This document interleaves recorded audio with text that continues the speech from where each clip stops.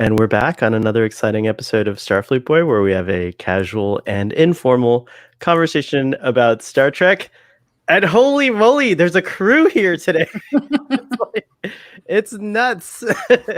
This is gonna be crazy in all the good ways. I'd like to welcome I don't know, what do we want to say, like what the crew of the USS Starfleet Boy here. Well, you're the captain, so that rank is, Actually, I graduated to occupied Admiral already. Gary, just so you know. Now that Captain Picard's an Admiral, I felt it was fair for me to be an Admiral as well. So we're all of you are captains. So this is a fleet, actually. That's a better idea. So I'm joined by Gary from Trekker Prize, Sean from Trek on the Tube, Braxton from Life, and then Fothery from Tex Trek, and Klingon Katie. It's her debut on Star Trek, and she also has a podcast that I totally blanked on the name of. So what's it like to be a woman anyway? Yes. This is what the problem is. I blanked on what it's like to be a woman anyways. I'm part of the problem. And so this is her debut on Starfleet Boy. We're so excited. We thought you were going to debut on Drunk Space Nine, but I'm actually really excited that you're here on Starfleet Boy first, which is really cool. So welcome. And we already have a couple of members in the audience. We have Evan, who says hi guys. Hey Evan, I thought you were at a party, bro. Just kidding. Welcome and share our stream. And then we have Myth Dusters, Chris, Code of Honor, one of the worst episodes of Star Trek. I don't think the show loses anything by losing this episode. Can we get right to the point here? Oh boy. With our discussion, I'm going to put the little ticker on. Should Code of Honor be removed from the Star Trek library? Did everyone see the episode? Yeah. Oh yeah, Yep. I've seen it many times. Too many times, actually. I did do a rewatch just in case this morning. So I guess Sean proposed, Katie, I didn't let you know this, but Sean proposed that we all give like kind of an opening statement. So I will let Sean go first with his. Oh yeah, of course. and then we'll go with whoever wants to say it. So go ahead, Sean. Okay, I'll try not to make this long. I'll just do bullet points, and then we can go into the details later, I think. I've always detested this episode. I think it's boring. And the only thing interesting about it is how like bafflingly bad it is. That being said, since we're talking about how it's potentially racist, potentially sexist, I went into it expecting much, much worse. And on that front, I kind of found that it wasn't that racist or wasn't that sexist. In my opinion, and maybe you guys will convince me otherwise, but in my opinion, I felt it was just kind of like awkwardly done. I have notes here. What did I write down? Yeah, well, we'll get to that later. It's just kind of like I don't know. It's strange. It's kind of cringy more than anything else. There's one line that shocked me more than the rest. We'll get into it. It's Data talking about he says the weapons are lighter. That's probably why they made for women. I'm like, okay, that's a bit. Oh, I didn't even remember that. That's and yeah, I think the episode is just all around bad. And then when it comes to the question of should it be removed from the Star Trek library, I'm generally against that. I do think that it is part of Star Trek, and maybe if it really does offend a lot of people, we can put like a little disclaimer before it comes on. Like this episode is potentially offensive to people, whatever. But I wouldn't remove it. I wouldn't remove any episode, I think, to be fair, from the Star Trek library. They're all part of the franchise, and I guess they're growing pains. So that's it. That's it for me. All right, who wants to go next? I'll go next. So I watched this episode twice in the last 12 hours. And wait, twice in the last 12 hours? You had to like go back and watch it again. Pain. It was really interesting. Like I watch it every couple of years as I start cycling through the Star Trek shows. It seems like I remember it being worse than it actually was. Watching it twice in the last 12 hours, there's 4 or 5 times that I had big smiles on my face and that I thought it was funny. It feels old. In getting prepped for it today, I had watched a video of a guy that he made like 5 years ago, and he was like, some of the episodes in the first season of TNG are reworked episodes from the original series. And as I watched that episode, it feels like a very original series. Like, it feels old. I feel like as I listen to the script, I feel like, okay, well, yeah, this seems like something that would have come on in the 60s, but then there's like all this dialogue that the writers put in the 80s to like make it more okay and make it feel more modern. But the episode feels old to me. You can obviously see that they're taking inspiration from Africans, to like make these aliens. But overall, so my answer is no. It should not be removed from the Star Trek library. I kind of enjoyed it.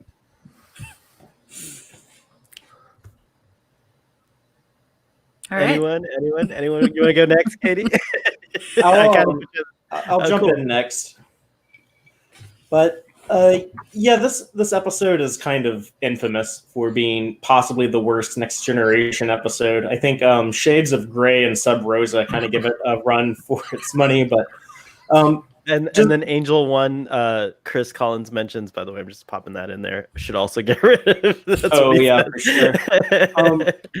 Just building on what Braxton was mentioning about it felt old. It does kind of have that TNG season 1 flavor that feels a little bit more TOS-y. And to be honest, sometimes when I'm rewatching TNG season 1, I kind of enjoy that just because I like TOS a little bit more than TNG, and I kind of think, oh, wouldn't it have been weird if like TNG kept like this melodramatic music like they had in TOS, or if it was kind of like written the same way, where it does have a more dated Roddenberry feel that like he kind of brought from the 60s show. But just quality of the episode aside, just talking about the problems in here, the question of should it be removed from the Star Trek library, I didn't know if that was something that you came up with yourself, Sohel, or if this has been something that people have been talking about online. It was news. It came up online. Yeah, it came up online. And actually, this is not something I was able to confirm, but in my original discussion of this episode, my co-host mentioned that Jonathan Frakes was trying to get this removed from the... so I don't know, Jonathan Frakes, if you're watching this right now, if you chime in, it would be great to hear if you still feel that. But he was trying to get it removed from the library. And even Patrick Stewart he doesn't remember a lot of Star Trek episodes, but he remembered this one as being particularly cringy. I remember back when the entire TNG cast were here in Austin, Texas, at a convention for celebrating the 25th anniversary of TNG, and this episode actually came up, and Patrick Stewart like kind of got on like a soapbox and was ranting about it. And he's like, I remember seeing that script, and I said this is the most racist, misogynist thing ever. But so it did hang with them. Should they remove it though? I am going to kind of agree with Sean, where I think no episode should be removed, and I am thinking that idea of putting a disclaimer in front of it would probably be a better way to deal with it. There's kind of two different approaches we've seen with this recently, with these giant corporations that own all of our entertainment. You have like the Disney method, where the Disney method is, okay, anything that might bother people, we're just gonna bury it. We're gonna like deny it, act like we never did it, throw it away. They took out the racist scene in Dumbo. They actually, now that Disney owns The Simpsons, they like didn't put the Michael Jackson episode of The Simpsons on Disney Plus. Wow, I didn't know that. Because they want to bury all those things. The other approach is what Warner Brothers has done with Looney Tunes, one of the many properties that company owns. And I just wanted to read this here. They have a disclaimer that they put in front of some of their cartoons. There's a couple different versions of this disclaimer, but I just want to share that with y'all if y'all don't mind me reading this real quick.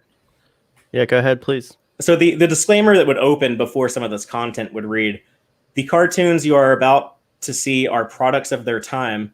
They may depict some of the ethnic and racial prejudices that were commonplace in American society. These depictions were wrong then and are wrong today. While the following does not represent the Warner Brothers view of today's society, these cartoons are being presented as they were originally created, because to do otherwise would be the same as claiming these prejudices never existed. So I think that would probably be a more appropriate way. I think the franchise should totally admit it ain't just Code of Honor. There's some problematic stuff in all of Star Trek. Like, yeah, we're going to talk about that. Yeah, like the newer stuff. I don't think we should go in there and try to like hide it all and act like it didn't happen. I think if anything, we should, remember that. Look how recently people were still getting this wrong, because one of the things that we go through a lot now, where I think society does progress and does try to improve, but you also have you have one part of the population that tries to act like, oh, that was all so long ago. I never owned any slaves. You were never slaves. Racism's been dead for decades. I mean, no, it hasn't. It's still alive today. It was still alive in the 80s, and we shouldn't try to deny that and hide that. If this episode does offend people, I mean, by all means, skip it when you're doing your rewatch. Remove it from your headcanon. But I don't think it should be erased like Disney tries to do with some other stuff. But I rambled on long enough. No, it's really interesting. So no, thank you, Gary or Katie. Would either of you guys like to state your statement next? Well, I fully agree with you on that. I think it's really weird when people try to act like something didn't happen. I think it's important to say, like, this is our past. We kind of screwed up. We're not perfect, but we're moving forward. So, in watching this, like seeing a disclaimer before it, it's just saying like, hey, this is kind of the sign of the times, how it was. We didn't really do it right, but this is kind of what it looked like back then to be like this, and for somebody to know that going forward, if you're watching something, to take that in as a historical lesson is, I think, super valuable. So yeah, in watching it, it's, it's just like typical, oh, we're going to base these people off of an African nation. I mean, even the name of the planet sounded like Nigeria, right? So it's everything about it was like, oh, we're just going to not really use our imagination and just take this whole thing from this other culture and then create the story around that. But it was... Go ahead.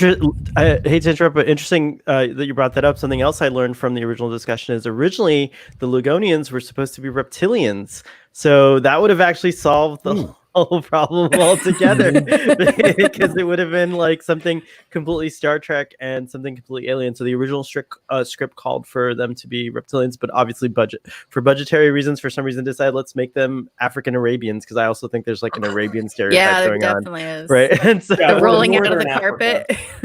Yeah. So interesting. But anyway, sorry, carry on. Can I just build on what Sohel said real quickly? Is that on the podcast Mission Logs, where they do a conversation about each episode of Star Trek, when they covered this one, they always give a summary of the episode. And when they were giving the summary, they didn't mention that, these characters were black. They just said, like, the people on this planet. And when you just describe the story that way, the misogyny is still there, but the racism is removed. So it was more of just like in the look of it. You get the visuals, the casting, and I think that's where, the problems come in. Yeah. Well, then, but also, it's kind of, the problems with, their issues with the culture were, they even talked about how this culture that they were in was similar to their own, like the history of the Earth, but they just haven't evolved yet. So they made a reference of them not being evolved, which is like, the ultimate like racist thing of like, yep. Yeah. Let's see here. We have in our discussion on the chat, we have Continuum Trek here. So hi, Conti, nice to see you. And he says, I don't think Code of Honor was supposed to be malicious. They just screwed up the making of this episode. And come on, like button, guys, hit the like button. Yes, hit the like button. Yes, thank you. And share this on Twitter. Let's get more people in the discussion. That would be awesome.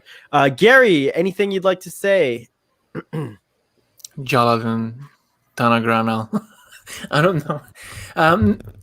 Okay, so I come across with the tweet at the beginning, and I ask myself quite often, and I think I share it on with you guys, saying that why is this a question? Because I remember the episode that I didn't think that it could be offensive. My vague memories of the episode itself, and then I watched it while I was working. Don't tell him my boss is. And and I couldn't get over it. I kept thinking. I wrote down a couple of things. Nothing. I mean, bad customer service from the Legonians. That's the only thing that I wrote down, because that's how it felt. That they just let a day pass by, and then it's like, oh, you bothered calling me or something. Like, I'm gonna call you because this is how it works for my side. So, but aside from that, and having this little bit of sexual thing going on between Yar and Tasha and Lutan. Yes, and Lutan. Like, apart from that, and then they being surprised that, like, how a woman can be a security officer. Like, that's outrageous. Like, how it can be, how this could be, But I never thought about. I tried seeing it so hard to what other people could have seen in there, and I didn't. And I. Poor girl. I asked my wife to watch the episode with me, and she did. She giggled quite a lot because it was ridiculous. And she told me at the end that I owe her 45 minutes of her life. But we all do. She said, Mrs. Trekker Prize, we all owe you 45 minutes of your life. We apologize for that. It's funny though, because she said she never seen she's seen a few episodes of Star Trek. I try not to scare her off with Star Trek, and she watched a few, and she said that this had nothing to do with on her perspective, watching it for the first time, and really old episode, it's just alien people in a different planet. There's nothing wrong with it within universe, and I don't think that should be removed from the library, because someone said recently that because of what is happening globally and people removing things from places, and the more things we're gonna remove, we're gonna run out of things to remember. And I think this is something that maybe not the best episode of Star Trek, but it's part of the heritage. And I had some other issues that it came up, but it's not necessarily regarding racism and sexual misogyny or anything. Right. What were those issues? In a nutshell. Oh, like in a nutshell, Prime Directive. Oh, like what the Prime Directive? We could get into that. I mean, I'll save that for later. We'll talk about that for sure. I guess I get the honor of making the last statement here, and since I listened to all of you, I'm just gonna make it a mix of everything everyone said. No, I'm just kidding. I actually didn't watch this episode again because, like Braxton and Father, I've seen it a lot of times actually, because I've rewatched Star Trek: The Next Generation. So I went back and watched my original discussion, and I noticed that I was very uncomfortable trying to articulate how I felt about it, and whether or not I felt it was if the statements that my co-host at the time was making about the cast and everything like that, I was kind of surprised because it caught me a little off guard, because I always thought they were definitely when it first aired, I thought it was a little cringy that the characters were all a monoculture. And I think that's something that I have a problem with in Star Trek in general, is that planets tend to be monocultures. So if you go, you go to this planet, it's the whole planet is all Africans. There's no different, African looking, because they're not Africans, they're Ligonians in world, but cast the cast was all black people, and I thought there's not going to be like Lugonians that are like a little bit different in their shades of color and things like that. It just seemed impossible to me that the Earth would evolve so diverse, but other planets are also uniform. I had the same problem with the Romulans, the Klingons, the Vulcans, like everyone. Well, the Vulcans are a little bit better later on, but like, you know, initially, like everyone just kind of looks the same. And I think that's the biggest mistake that Star Trek makes. And I think that Discovery kind of corrects this a little bit, and maybe even Picard does. But that was like my biggest kind of take on this. And then aside from that, definitely the sexism is overt in this episode and also cringy. And I think that there are a lot of problems, but like Gary mentioned, there are some saving graces. There's that really nice speech about the Prime Directive that Captain Picard makes, and there's definitely a lot of, like, you know, I think it adds to Tasha's character. And so if you remove this episode, you kind of miss out on some of these like things. And then the other thing is like, I'm not a parent, but for those of you who are, maybe you can answer this, but I like the idea of putting a disclaimer before controversial episodes, whether you agree that it's controversial or not, because as a family or even as friends like we're doing right now, you can have discussions about what's controversial about it and why is it, you know, why do we have to have this disclaimer in front of it. So I also vote to keep it in so I guess unanimously we all vote to keep it in. We're in agreement. We're in agreement. The council has spoken. The council so Star Trek, I don't know if this matters to you, but I also vote to keep it in. But I do agree that there should be a disclaimer in front of this and maybe other episodes. I haven't really thought deeply about what other episodes, but for sure I think there should be like a disclaimer going forward. And then as far as linking this discussion to, I think, like cancel culture, and then also you know, like removing monuments that are offensive, I think it gets a little bit more complicated there, because this is already said and done, and it's a TV show, and it doesn't really, as we all agree, it doesn't go like, it's not overt. The problems are more behind the scenes, like in the choices of the casting and like some of the writing and things like that. But it's not meant to be in universe. It's not meant to be like, you know, it doesn't even. Direction. Yeah, exactly. But like as far as like having monuments in cities that glorify, you know, a person who, you know, owned slaves or was, you know, just like on the wrong side of history, just ethically, if it were. Those things, I 100% agree about taking them down and putting something else there, because I don't think a statue being removed removes history. I think it's just removing the glorification of an individual, because that's what these statues all do anyways, right? So like Christopher Columbus, like that was a very controversial one, because some people are like, but we know now that Christopher Columbus wasn't even the first person to land on this continent. It may have been Leif Erikson, a Viking. So it's like, why don't we have statues of Leif Erikson, you know, glorifying the discovery of the Americas? And then why don't we have Native American or Native or indigenous peoples, you know, who we stole this land from? Why don't we honor them, and like in a way of saying gratitude and sorry for like what we did? So those are the kind of thoughts I have on removing statues. And some of these things hit hard. I think Gary shared an image today of Winston Churchill being boxed in to and it's crazy. Like, it's crazy. You know, like, and I never thought of it, but like, you know, definitely Winston Churchill, who is a great figure, also may have been you may have had a darker side that history just kind of like shoves under the rug.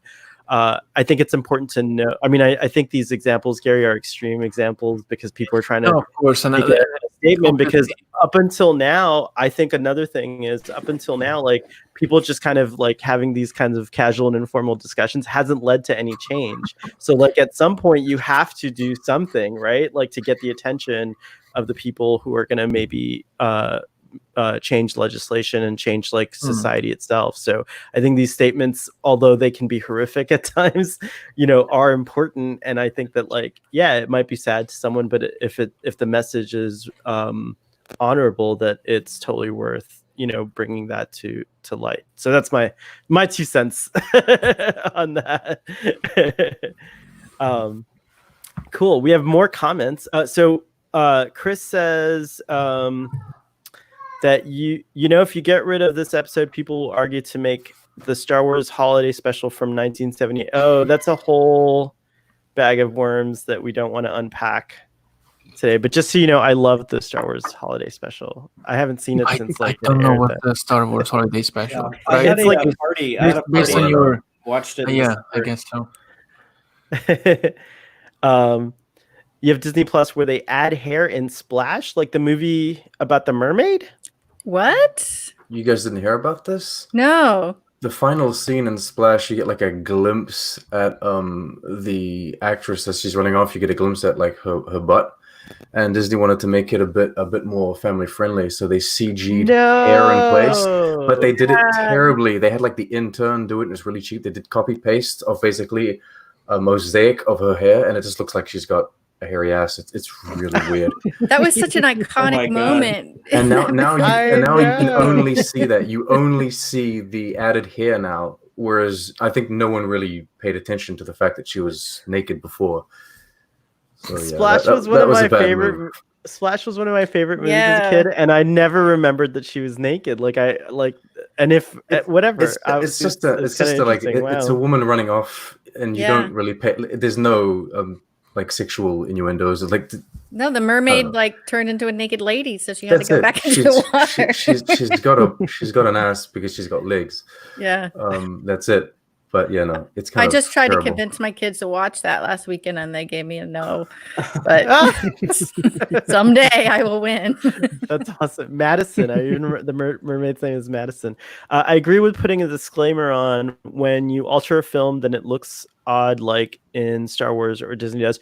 It's an interesting question because I've always supported George Lucas's right to alter the Star Wars films because it's his thing. But no, father's shaking his head and saying no. No, I hate the special editions.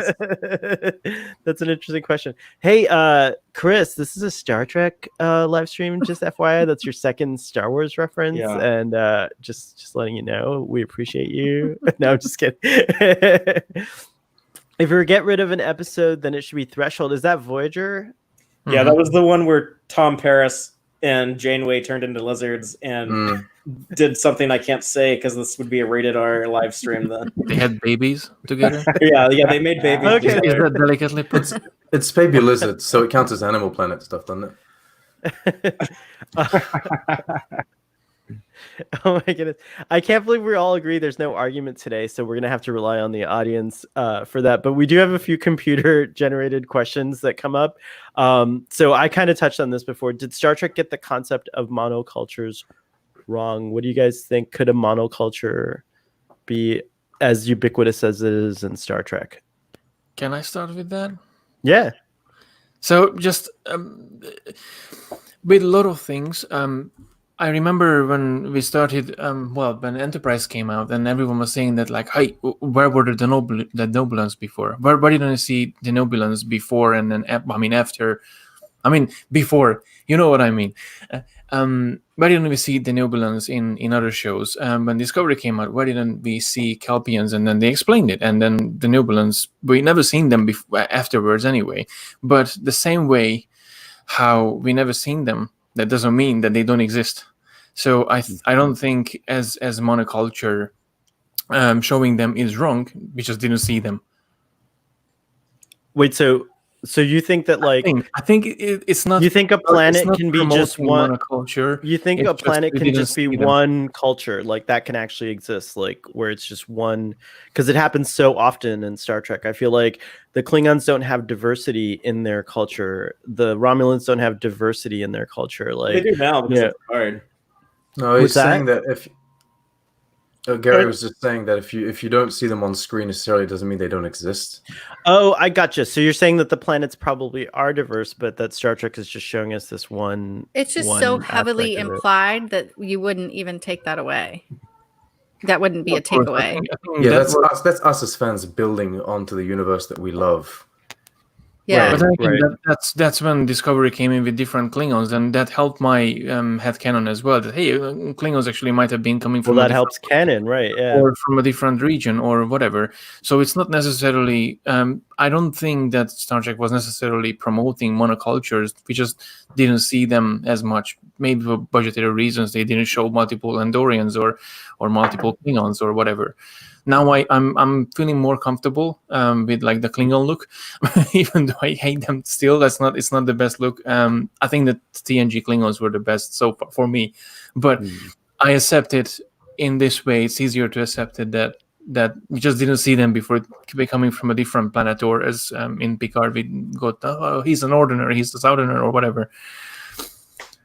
So I'm sure down the road we're gonna see some familiar faces, or maybe some new faces we never seen them before. Look, if I do this, I look like Gowron. Yeah, the Gowron eyes. But I think, all these stories are created by writers to tell a specific story. And just from a storytelling standpoint, you might not be making the most efficient time of your episode if you're trying to flesh out every side of a society. If you want to show, people on this continent are like this, and people on this other continent are like this. And, a lot of times you just need, we need a type of people, like a race of people that behave a certain way, so we can tell stories about like a warrior people with the Klingons, or we need these like fascistic conquerors like the Cardassians in order to tell a story about like, oh yeah, the Bajorans were their victim. And so I think your storytelling has to be a priority over, is this a realistic depiction of an alien society? So I think a lot of it, the monoculturalism just comes from that. But you could also make an argument that any planet would get advanced enough that eventually they get like one global government, one like global language, and kind of a monoculture might emerge that way. I mean, that is the case. Interestingly enough, on Earth, that is the case. It is one global government. In fact, it's one, galactic kind of federation or whatever, with lots of different planets. But that while there's only one government, there are like kind of like cultural identities that people still hold on to. Like, for example, Chekhov holds on to his Russian identity. Uhura holds on to her African identity, and and so on and so forth. Even though those countries don't exist in the same way that they do today. In fact, Russia doesn't exist. Star Trek got that wrong, but the what do you mean Russia doesn't exist? Well, sorry, Russia exists. The USSR no longer exists, and that was like an interesting thing. But I guess he does always say Russia. Maybe it comes back. So it's fine. Oh, it could. You're right. That's true. That's a good point. That would be a dark period. In this episode, doesn't Data like insult the French language? That's what I was gonna say. I thought that was such an ironic moment where he got so offended that Picard got so offended that he was insulting the French language, yet they're insulting like a whole African culture in the episode. Yeah, you can make fun of Africans, but not French people. Not the French. Yeah, they called French archaic. Oh, is that? And then is that the episode where he has the line of "French is the language of diplomacy"? Is this the episode or no? No. No.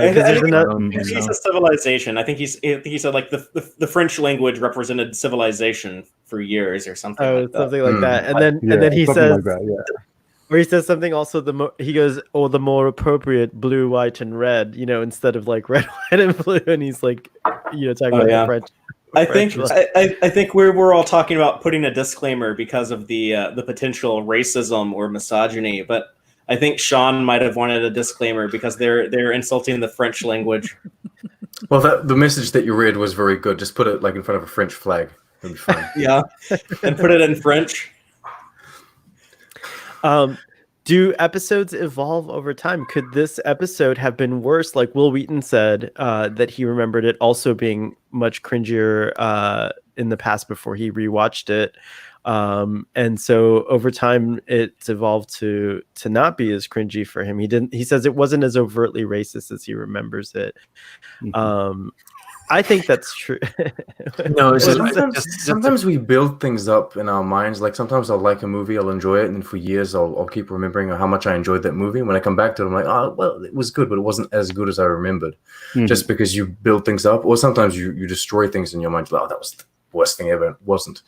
And so I think maybe I came into this considering it so infamous as the racist, the sexist, the problematic TNG episode. I came into it thinking, oh, it's going to be just terrible. And then you're kind of like, oh, well, I guess it kind of isn't. It kind of is. I think it's more insensitive than it is like overtly racist. I think it's more sexist than it is racist. Mainly because I think I read that comment about Will Wheaton was saying that they're not referencing an African culture from Earth or like an African American culture.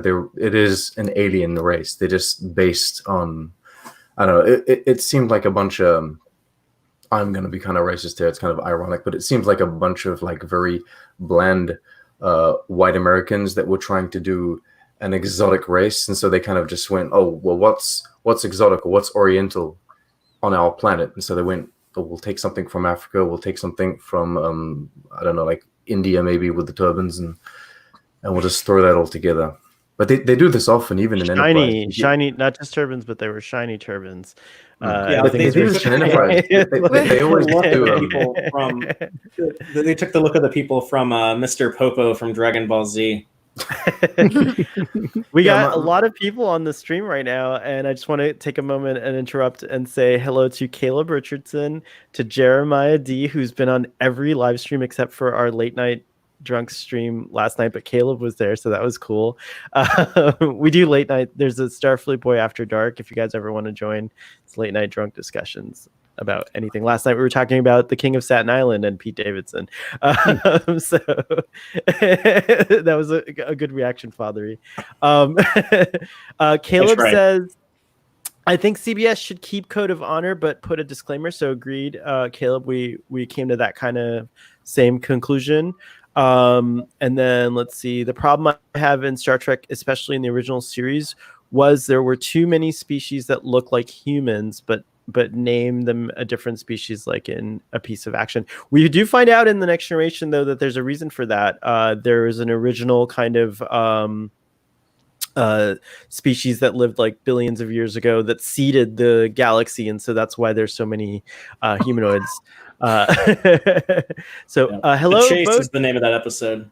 Boat Wreck, yeah, The Chase, very nice. And then we also have, should we then CGI out O'Brien with another character? He was kind of racist. Was he racist? Isn't that Colomini's actual accent? Did he change anything? Like, I'd like to explore that a little bit. What do you guys think? I think the racist Irish people were the ones from Fairhaven. Or what was the TNG one? Up the short ladder. Oh god, in season 2. That was a good episode. You didn't like the. I you didn't like disagree. that they put hay on the ground in the cargo deck, and that she wanted to wash Riker's feet. It was charming. I remember we're loving the music. The music was phenomenal. Oh, bloody car! Oh, he was race. Not that he was a caricature of Irish. That O'Brien was racist. That's true. He was racist towards Cardassians. But I thought that was a good way of showcasing what the root cause of racism can be, and like the anger behind it and the misinformation. So that's right. It was part of the story. It was acknowledged within the narrative. In that case, you can easily alter Kirk as well, because he wasn't really fan of the Klingons either. Well, Star Trek 6 deals with Captain Kirk's biases and his racist feelings towards Klingons. It's pretty much like I really love. We haven't done our Star Trek 6 discussion on Starfleet Boy yet, but I really love that movie because it was a profound thing, because I think it kind of got a lot of people who love Star Trek to like evaluate themselves, who attach so much like of their own personalities with Captain Kirk's. It was really interesting. You know what? So. Star Trek 6 is the only movie that Mrs. Trekker Prize approves to. Big thing. Here we go, Caleb. This is why the future Star Trek should stick to more alien-looking species, so they shy away from potentially stereotypical or racist portrayals. I agree. I like that idea that, well, now that we have better budgets, you can do. The Kelpians are awesome. I mean, they look insane. Like, I've never seen a Star Trek alien like Saru. So,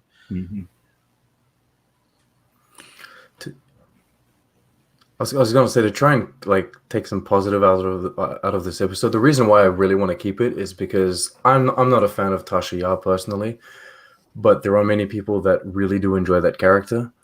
And she's only around for one season. She's not even in the whole season. This is an episode for her.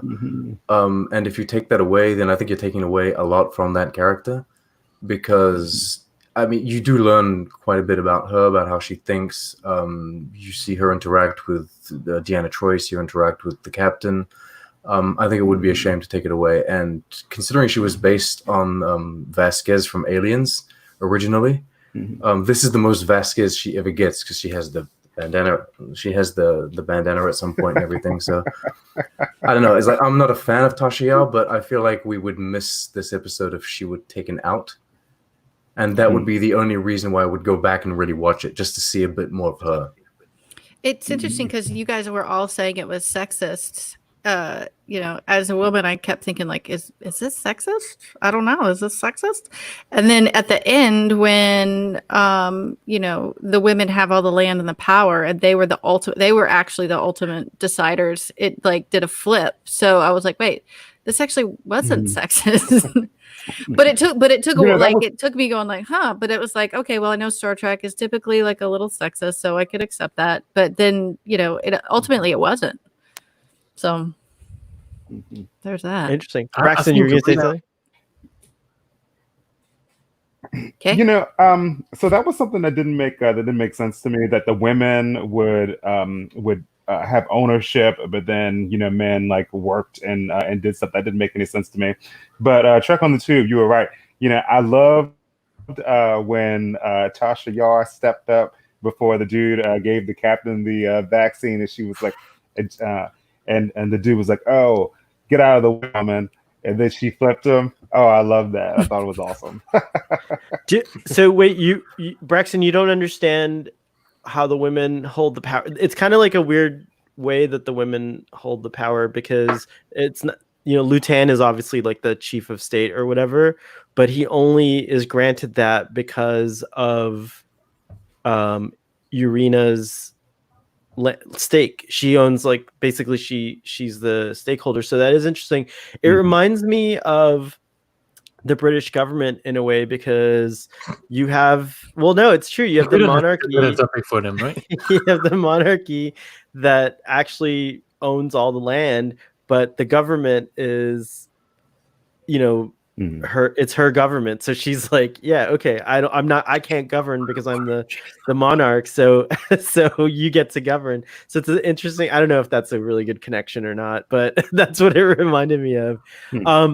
I did think that was interesting, that like it was oddly, I do think that does throw a knot into the sexism argument, because Urina ultimately took Lutan's power away and gave it to, I forget what the hotter other guy's name was, but what was it? Second. Yeah, but what was his name? I can't remember. I have no idea. But anyway, she like essentially gives it to him. And it looks like the Ligonian culture is going to be better off, because it looks like he's a lot more moderate. I call Lutan the Donald Trump of Ligonia, and I think that the new second is going to be a lot better. Ooh, we have a lot of good comments coming in. Let's go to let's see. Wasn't there an episode of DS9 where Cisco goes to the past and hangs out in San Francisco during the Bell riots? It's actually yeah. So that's being cited as a very prescient episode. Katie, do you know DS9 pretty well, right? You guys, yeah. So do you remember that episode? What was it called? Past Tense. It was Past a two-part Tense, episode thank you. in season 3. And Mr. Futterman from the Gremlins is in it. I love that actor. Yeah. I can't remember his name. He was a good guest star. But basically, the Bell riots are in the history of Star Trek's past tense, in the history of Earth on Star Trek. The Bell riots were responsible for a sea change in humanity that shifted humanity from this like very greedy, capitalistic, like insensitive society to a more humanistic society, because now these like wealthy people who were ignoring the poor were forced to like look at them and address the issues and things like that. And it was done through these riots. And great episode. If you haven't seen it, go see it. But yeah, you're absolutely right. That was an episode of Deep Space Nine that was very good. Can I add something to that real quick? Someone I know, Will Nguyen, is actually appearing on the Polytrex podcast to discuss those episodes and kind of the relevance they have today in both, economic issues like wealth inequality, but also Black Lives Matter. And so a pretty topical thing. I know they've already recorded it. I don't know if it's out yet, but that's the Polytrex podcast. I just wanted to very plug cool. that real quick. Yay, nice plug. Thank you. Let's see. Evan says, yep, that's definitely it. Past tense. And I believe the divide was class-based. Still going on today. We still have all these issues are still issues we face today in society. Let's see. The power is broken up into 3 parts in the UK. Thank you, Conti. The monarchy, the government, and the House of Parliament, sort of like in America. Okay, very cool. Fair. I was totally speaking out of my butt on that one, so I'm glad that you corrected me. Good old SC's here. How many other episodes would have to be removed that continued typical stereotypes and or outright offensive characterizations? We talked about this. We touched on this a little earlier, but yeah, let's dive deep into it. What other episodes would you get rid? Angel 1 is considered an episode that people would get rid of. I wouldn't. No. Well, I wouldn't get rid of anything, but Yeah. But disclaimer, we're actually speaking, right. We're speaking talking about from our what I disclaimer. know. Speaking from what I know, I've lived in Marseille for a while, and everything Marseille related from the holodeck programs in Voyager is just bullshit. That like everything that concerns like anything remotely French in basically American television is just false. And so like if you really wanted to go down that route, then you could say, oh, we could take all of that out. I wouldn't. I would keep it. But I guess in that case we could get rid of Fairhaven as well. Yeah, I think I don't want to put words. I don't want to put words in Damien and Chris's mouths. So the Trek Collector and the Irish Trekkie, but I've heard them make fun of Fairhaven and the exaggerated accents and what have you. Which one is Fairhaven? On Voyager, that they have a the holodeck program. Computer, delete the wife is like the big thing. Gotcha. Miss Katie O'Clair. Those episodes are fun though. Yeah, they are. I have a They all huge have gap in my ridiculous Voyager knowledge. accents. I haven't seen that episode. Interesting. Well, there was also the planet in Sub Rosa, the colony, which was a Scottish kind of offshoot, and that was like a little interesting and kind of stereotypical as well. And the character who was the caretaker was a very like like he was even wearing like it was like a very bizarre choice in that episode too. Interesting. There's Native Americans that exist like when they start introducing in the original Maquis series. plot That lines. episode of the original series is considered cringy. I forget what that one's called. Oh, the Paradise Syndrome. Paradise Syndrome. Oh, that one, Season 3. But I was mentioning the TNG episodes where you get like Wesley Crusher goes on like a the last he goes the last he goes Journey's End. Journey's End, yeah. Yeah, he does the kind of cliche stereotype of going to take like drugs for a vision quest with like a Native American. I suppose you could get rid of all that. Chakotay too. I know that Dan Gunther isn't too keen on Chakotay. Yeah, well, the Chakotay stuff, I don't know if y'all already know this, but the problem with that is Voyager hired a Native American expert who turned out he wasn't. Turned out to be a sham. Yeah, it's true. He wasn't even really Native American. Oh my god, that's So, really making stuff up. That's so terrible. I heard about that. Yeah, so that's not great. Actually, Trexpertise doesn't Trexpertise have a video on Native American depictions in Star Trek? I think because that goes all the way back to the Paradise Syndrome in the original series, and then also animated series, sharper than a serpent's tooth in the animated series. So they've kind of they have an interview with there's a Native American crew member in the animated series. Yeah. And they think they have an interview segment with the voice actor. Yeah, that sounds right. So yeah, we'll go ahead and plug that channel also. Trek Expertise is amazing. I'm sorry, Expertise. Trek Reprise is a good channel too. We're gonna put all the links in the description below. While you're here, by the way, smash the like button. It helps the algorithm. Thank you, Continuum Trek, for reminding me about that earlier. Is there value in stereotypes in stories? Can stereotypes sometimes be useful? I mean, if you reflect on it, right? So, you know, if you're like, whoa, that was really typical. Okay, I'm glad we don't do that anymore. You know, or it's just kind of part of history, right? We've been doing this for so long. It took us to do that to get to where we are now. So it's good to acknowledge that. I think sometimes stereotypes can help you to see, you know, for me, I've grown up kind of trying to defy many stereotypes about Pakistani Indian Americans, or Pakistanis and Indians in general. Is like, we're all great at technology, which I happen to be great at technology.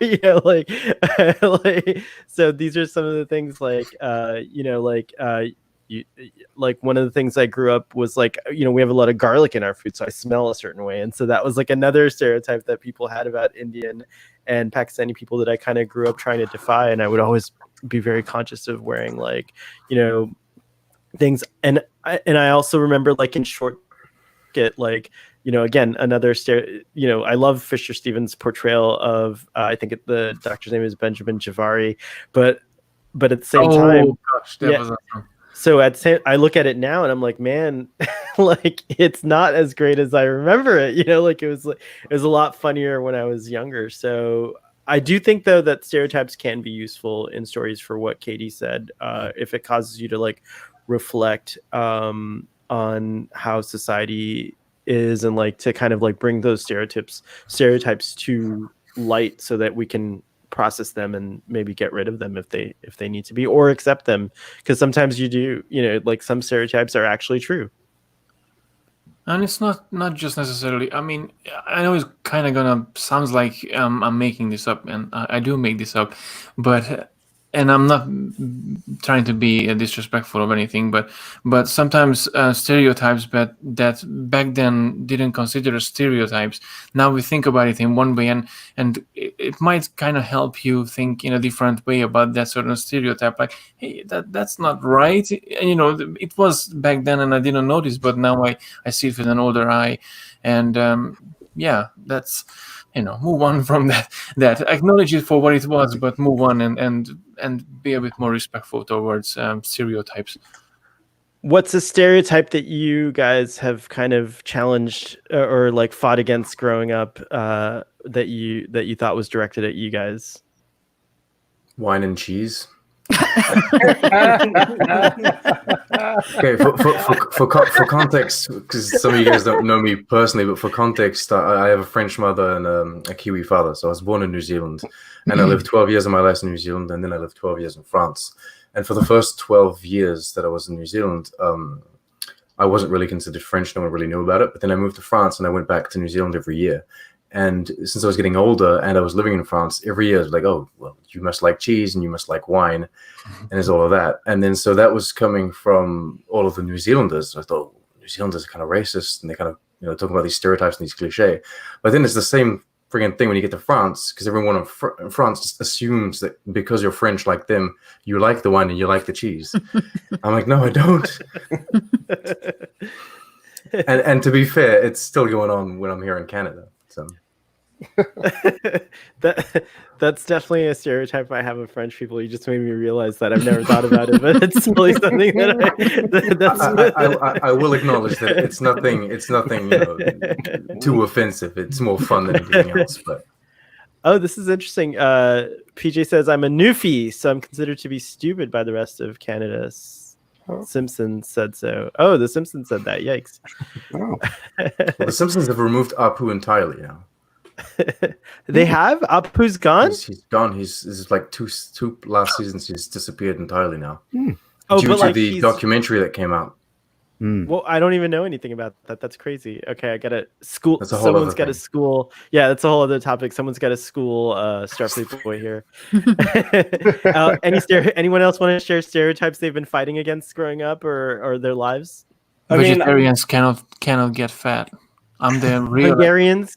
Vegetarians cannot get fat. Oh, Gary, you're I a thought you said Hungarian vegetarian. That The rhymes. Hungarian vegetarian. That's the new cooking like that. channel. Gary, I didn't even realize you're a vegetarian. I mean, how would I know? I mean, but like that explains like when you were chopping vegetables on the show. Sorry. That's a stereotype. No, but I didn't realize that. You're right. That is a stereotype for vegetarians. It is. How many times I heard in my life they're saying that, oh, you don't eat meat, you're gonna be weak. And I was the one who actually pushed out 3 people from the store, and I was eating fruits and vegetables almost all my life, but like half of my life so far. Wow, very cool. I've always wanted to try being a vegetarian. I just have this like, I can't stay away from the meat. But there's hope. There's hope for me because, wow, Sean always takes it there. That too, Sean. But that's for Dark Space Nine.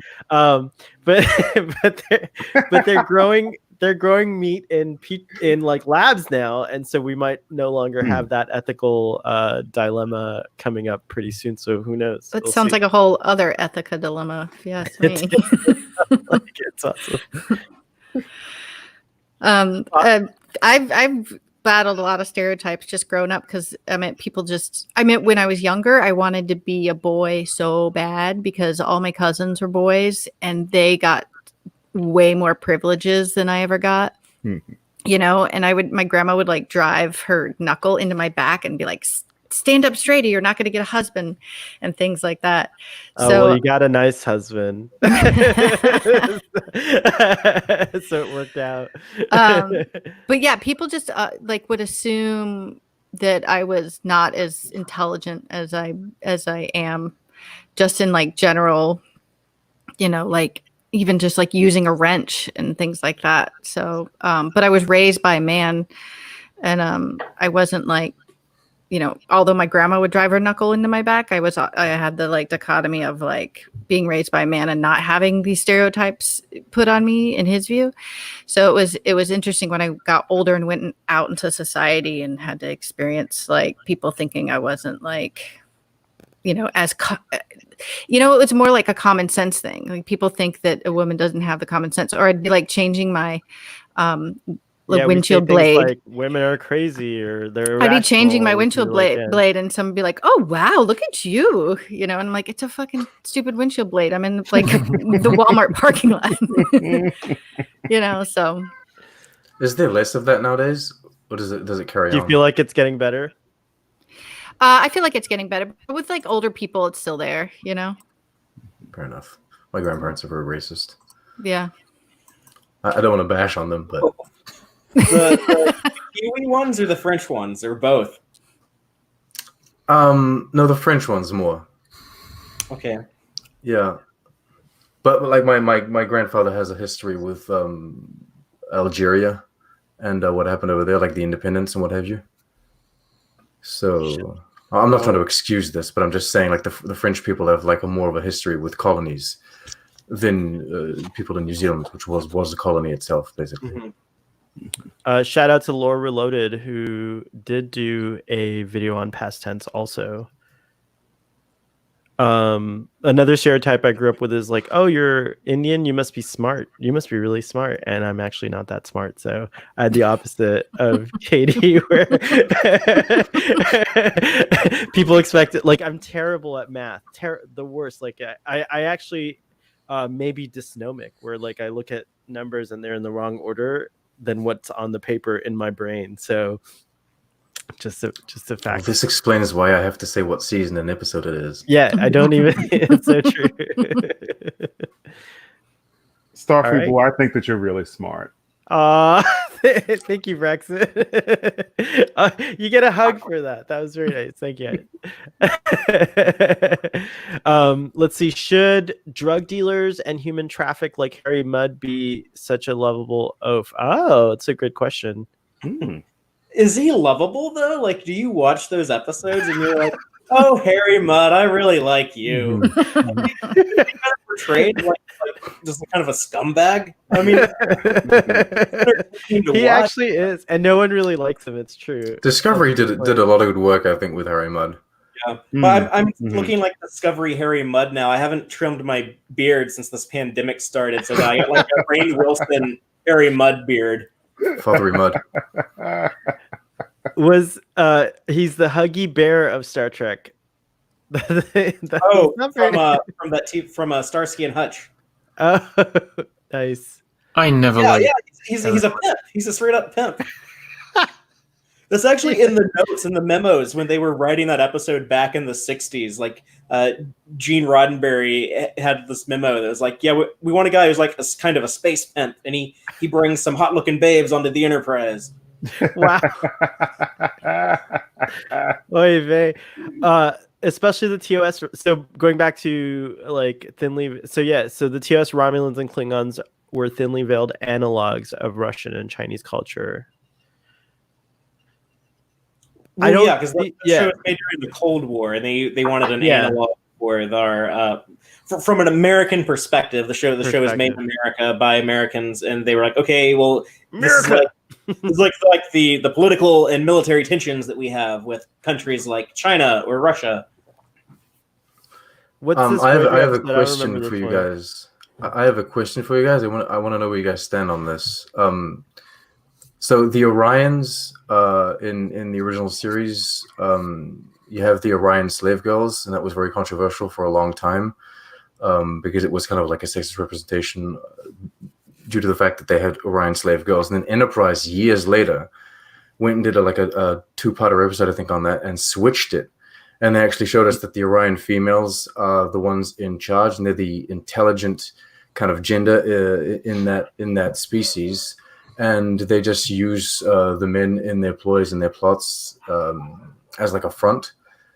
And so it kind of, I suppose it kind of course corrects the direction that the original series took the Orion females in. And I was wondering if, like, Code of Honor specifically, is that something that you guys would like to see explored in Star Trek Picard or another show? Like, would it be interesting to go back to that planet and maybe try and course correct it? Try and like bring in some different writers, try to fix it, or is it best to just like leave it and say, look, we admit it's a bit strange, we have a disclaimer, but we'll just leave it, we won't touch it again. I don't think I want to see them again. Yeah, No, okay. yeah, I'm done with that. We don't. If we went to if we had Star Trek writers writing new Star Trek to go back and revisit every planet from every bad episode, like that's all the show would be from now on. Because like there's Star Trek bad trick. Yeah, like it shouldn't be the job of new writers to go back and fix the problems of old writers. You know, if there's a cool creative way that's organic to your story, you know, in my opinion, that would be the way to do it. Like that Enterprise episode, Bound, I believe was the name of it in season 4. That was kind of a cool idea. Like my girlfriend, when we were watching that, she thought that was like really neat because when we were watching TOS and she's like, "Oh, Orion slave girls," and she kind of like rolled her eyes at that, and like, you know, such like a male fantasy. But when we get to Enterprise, it's like, oh no, those women have all the power; they control that society. And she was like, "Oh yeah, that's awesome." But you know what? Even this episode that we watch right now, Picard talked about how Earth was like this many years ago, and we have to kind of leave it alone to let them evolve on their own. So to go back and revisit and see how it has evolved, I don't know. I think it'd be kind of interesting as long as you have the, like you're saying, the right writers on there to make it creative. Star Trek Picard: The Wrath of Lutan. He kidnaps his son. I agree with Katie. What was the name of it? The name of their planet? Ligonia. Ligonia. Ligonia, yeah. Ligonio way. Sorry. He was saying- Great again. Gary was agreeing with Katie. I was, yeah. I think but it's a tricky one because I think once if it serves the story and you want to go back and they are for some reason it's related to the story that you want to tell, I think it's good to re-examine them and then maybe try to correct a few things like what they did with the Talosians in Discovery. I know a lot of people didn't like it, but I actually enjoyed revisiting the Cage era Talosians, and I personally think that was one of my favorite episodes from Discovery, and the rediscovery the reintroduction to Talosians was for me it was a trait, and it was interesting to see them again after a couple of years, seeing that Pike was there in the menagerie and in the cage, and I think if the story serves, however, I still think that the story didn't really serve the Talosians coming back in a sense, but if because they had nothing to do with Discovery and the whole thing, they could have find the answer somewhere else as well. They just had to throw in some line to connect it with the Pike era, but nevertheless, if the story serves and they would bring them back for some reason, for some massive reason, I would be welcoming to see them, how they evolved and what they gone through, how they changed. Did anyone notice in Code of Honor that they broke the Prime Directive as Ligonia was a pre-warp civilization? Well, Star Trek kind of does that sometimes. Like, even going back to the original series with episodes like Mirror Mirror, when you see like kind of like a primitive planet, they're like, oh, we're trying to buy dilithium crystals from these people. Here it's like, oh, they're trying to like get this medicine that they need to cure their virus or whatever it was. So I think the way I headcanon explain that as someone who like is way too obsessed with Star Trek continuity in canon is if a pre-warp people have like already met other warp capable species, I think it's okay to like go and meet them and talk to them as long as you don't like interfere in their planetary development. Whereas like if a culture has never met these warp capable aliens, then it's a violation of the Prime Directive to like reveal yourself to them. Like if you watch Star Trek with like that mentality, it all works. It all makes sense. But like just meeting the crew of the Enterprise and like hearing their beliefs, like I feel like may influence this culture to change a little. So it might be interesting to see where they're at 20 or 30 years later. Although that may not be enough time for them to really change, or it could get worse. Years, but but they do have some level of technology. They have they have transporters. They were talking about in the opening scenes. They're like, oh, they're going to transport using their own technology, and then they beam in. They also have some capacity to make vaccines from the natural resources that they have in on their planet. I thought the shots of the city looked really cool. And I also really liked like the fighting apparatus with like the I did like laser that. beams. the laser beams. I thought that was really cool. It's like, ooh, we're having like a cage match, and we can like swing around and like. That's like a jungle gym cage match. It's true. That was another interesting callback to the original series, though, because it reminded me of like, I don't know, like the Spock, the Ponfar episode where they had original series music. I think. Did someone just have like an alert? Like that sounded like a Star Trek alert. That was cool. That's my notification sound. Sorry. Oh wow, that's awesome. Hardcore fan right there. Braxton is from the future. He travels back in time to come on these episodes, and then he goes back to the future. Why would you come back in time to 2020? Because Starfleet Void doesn't exist in the future. It's interesting about the Prime Directive. I had a thought when I was watching the episode twice yesterday. The way how Captain Picard started quoting the Prime Directive, like, oh, if the Prime Directive wouldn't be in our way, we would just take whatever we need and we just go away. I found that a bit troubling from the way of Picard, how he was actually expressing himself, and how it was like we could have taken advantage of the whole situation, but because of the Prime Directive, we kind of have to, put our tails behind our back and then just, go with the situation. So he wasn't as sophisticated at the beginning in terms of, dealing with situation. He was more like a Kirk-esque TOS era side, just, bashing on a little bit. What I noticed.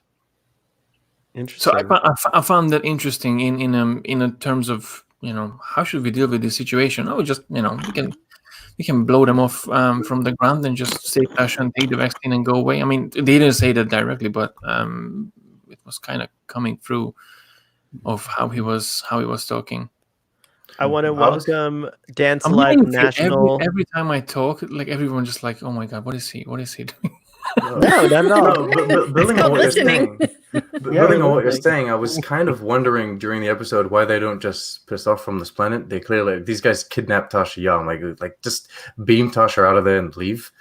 And I think it And really beam the has to do with vaccine. I think Beam it the does have. vaccine while you're at it. No, you don't even need to take the vaccine. Like, don't be a thief. Don't be like them, right? But just leave. Picard did say that though. He said, "Oh, we could just take it." Yeah, but you don't want to be like that. But I was thinking there has to be like another Federation world somewhere. Get your top scientists together, maybe develop this vaccine, right? But I think what the episode didn't like. I think the episode was trying to show us that this is a very dire situation and it's an emergency and they need it now, and this is their only hope. And I think considering the writing is pretty damn clunky, that doesn't come across very well. Well, didn't the reason why they couldn't beam Tasha Yar up is because they couldn't find where she was in their government complex? Like, doesn't Riker have a line in there like, we're continuing to scan their building, and so far they haven't noticed? But and Data has that line. Oh, Data has that line, yeah. And then the captain looks at him and he stops talking. He's like, "Oh, I don't care about the details." Oh, that's right. That was humor. Mm-hmm. Oh, this one has the I said Kiddle-eye, Diddle-eye, or whatever. Is that Diddle-eye. Yeah. Kiddle-eye, diddle-eye. That was funny. Yeah, if for one reason this episode shouldn't be removed, is the giggle that you get. Because I remember watching it with my wife. She giggled up quite a few times watching it. Just like, oh, this is ridiculous. This is funny. This is ridiculous. This is funny. One thing that I wanted, they presented 4 boxes, but Tasha Yar stopped at the first box. She saw the thing with all the nails and spikes on it, and she said, "Oh yeah, this." I think it's the same weapon, but in different sizes, though, isn't it? For her hands. Oh, is that what it was? Yeah. Oh, gotcha. Okay. But the thing is, there was all those weapons that were up on the wall, and they were like, trying to like figure out which ones had like poison on them and things of that nature. I don't know. I had imagined that they were. Just get a Mad Max spiky hand. They're all lightweight because women are weak.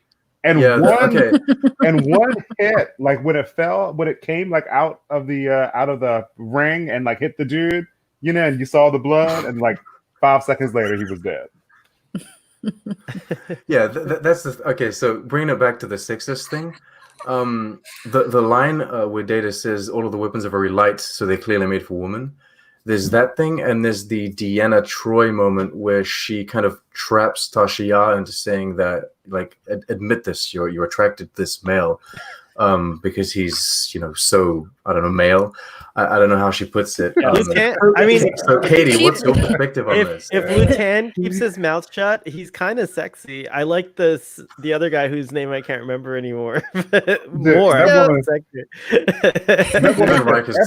attracted to Lutan. I thought it was interesting that she was like, well, because he liked me. I mean, I kind of felt attracted, and I felt wanted, so I liked him back.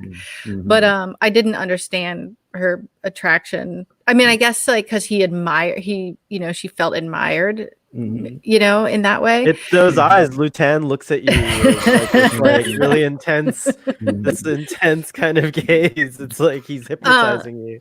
And no one ever told her that she was beautiful before Lutan. And she fell in love. I know, that's terrible. It's so terrible.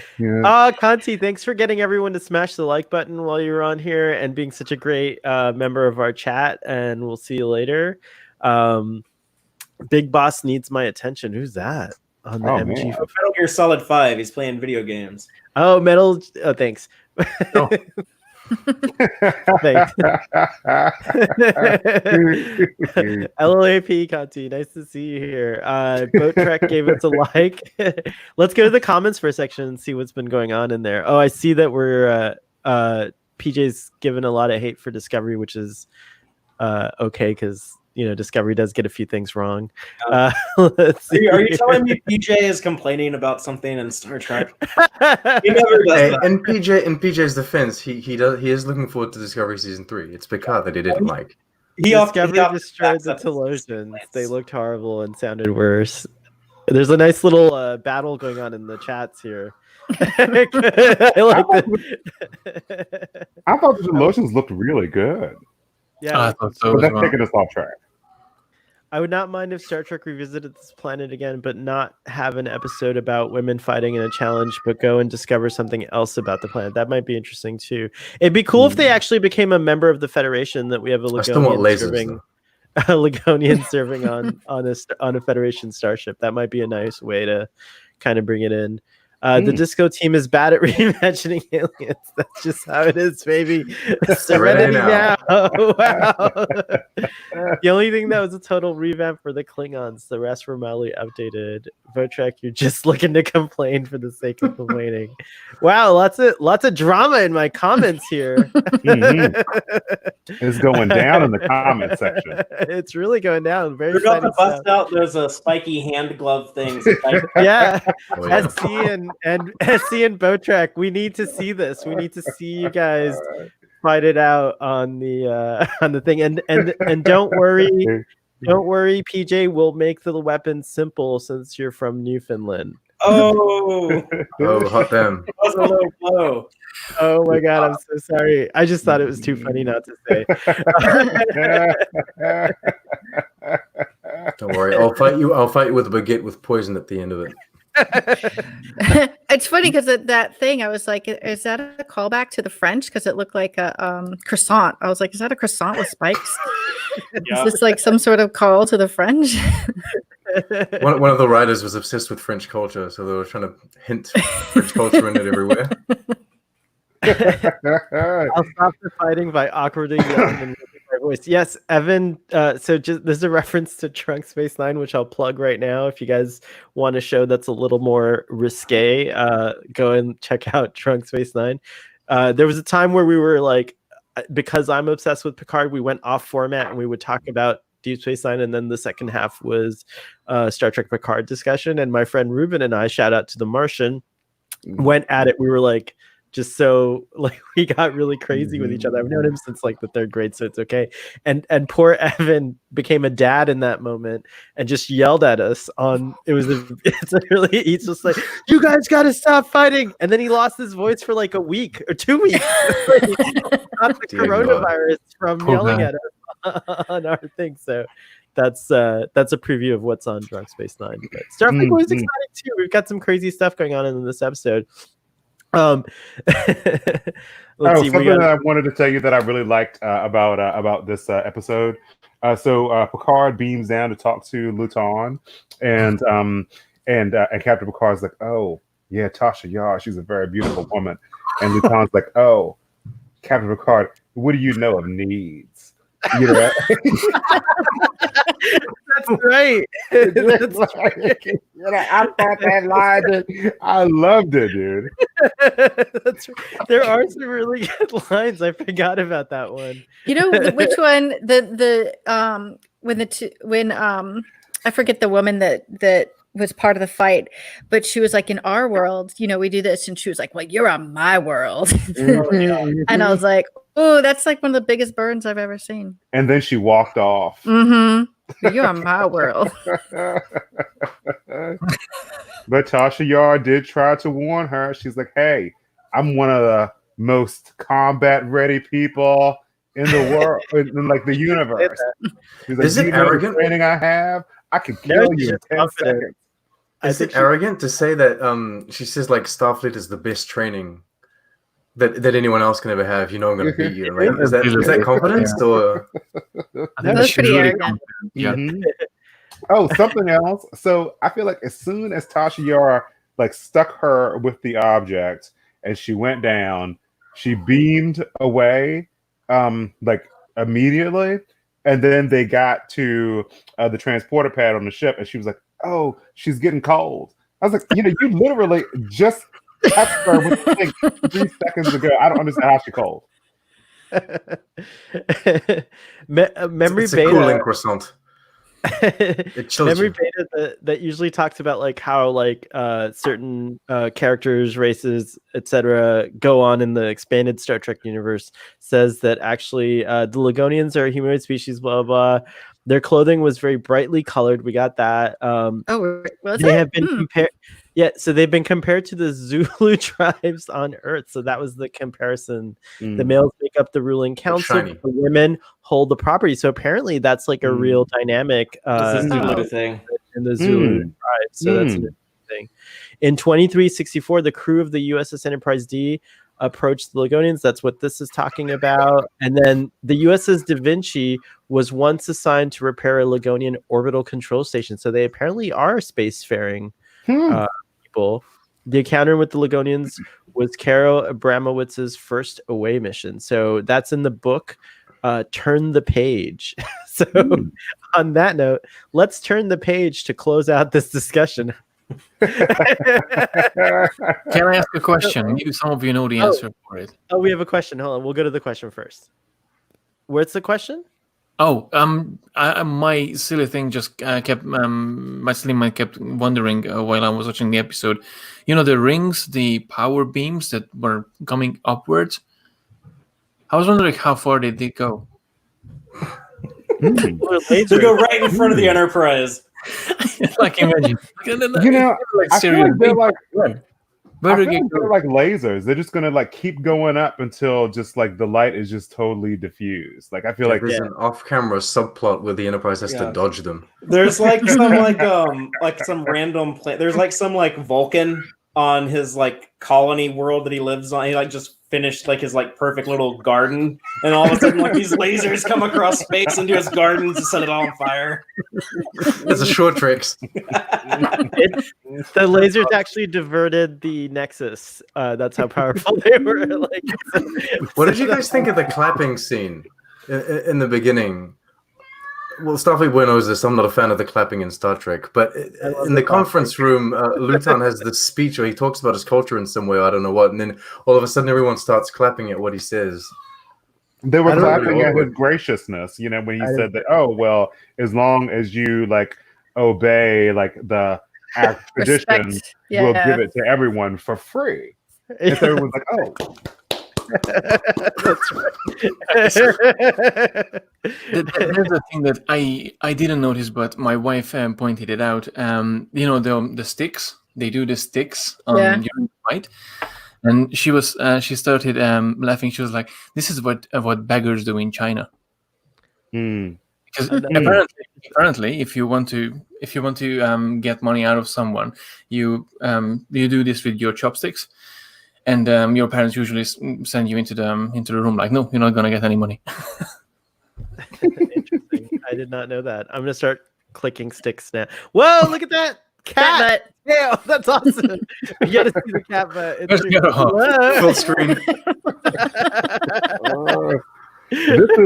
this is Esri. Hi, Esri. Hey, I that's named right. him after Esri Dax because he is very shy and very afraid, except for right now. But Yeah. Oh, we're definitely getting That cat. was a close up. That was a close up. That's like, is Esri a Russian blue? oh no, he is. He's not. He's just a regular American short hair. Oh, very nice. Just like Arthur. But he I has Arthur had a. But he's dark gray and he has white mittens and socks, and he's got a white chest. But yeah, he's really beautiful. Yeah, he seems really beautiful. Well, at least his backside does. Clean at least. It's true. So let's wrap it up, guys. So we agreed that this episode should stay in the canon / Trek library. We do agree that there are moments of cringiness, but we also found moments of humor and value in the episode.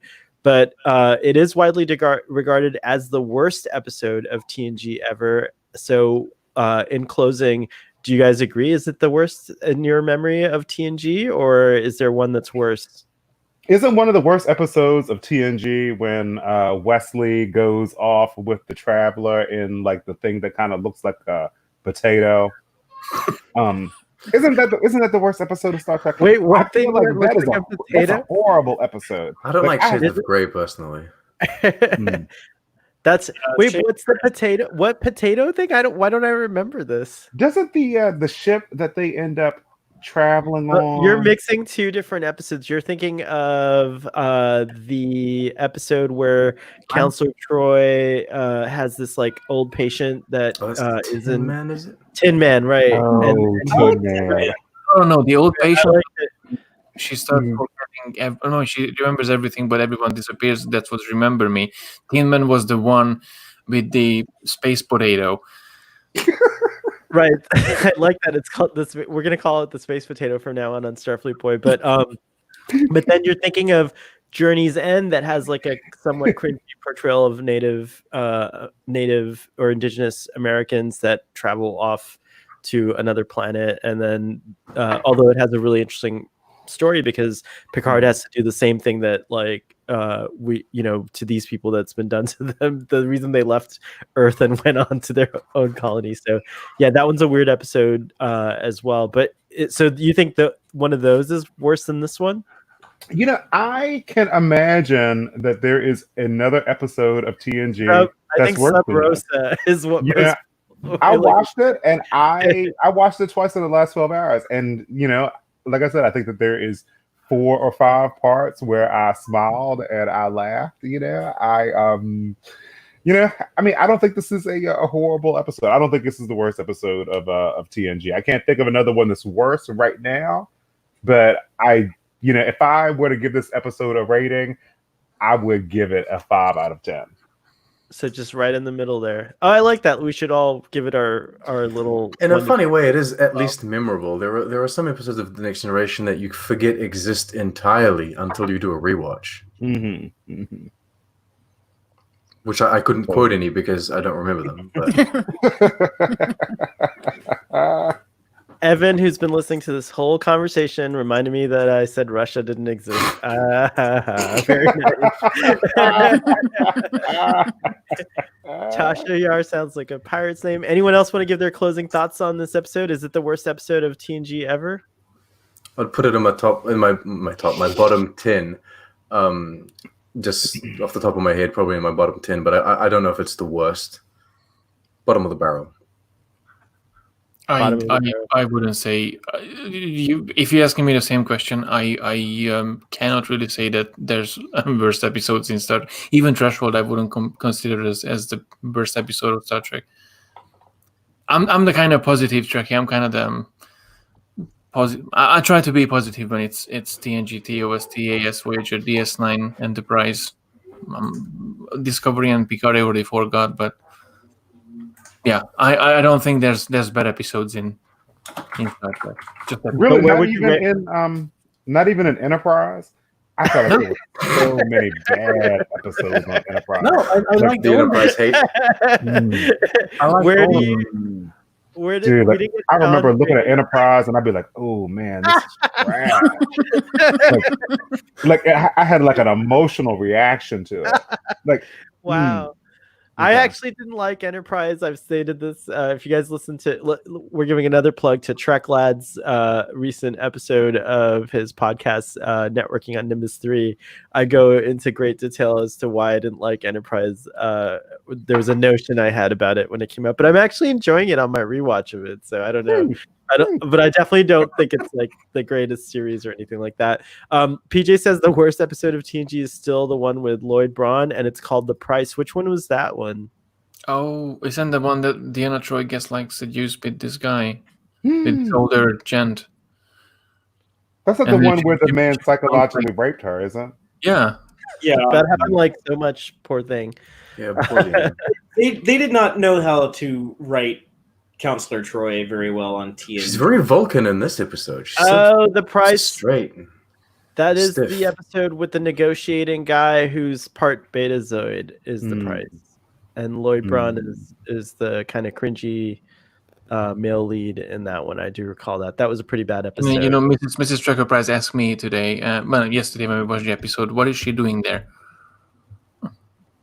Oh, like what's Deanna Or Troy's Deanna role? Troi. Like, Yeah, she was asking, what is she doing there? Father or Katie, what do you think? Is this the worst episode of TNG? I'll go ahead. I think it's in my bottom 3. Like I said at the top of the show, I would also throw in Sub Rosa because it's really weird to read pornography that your grandma wrote. So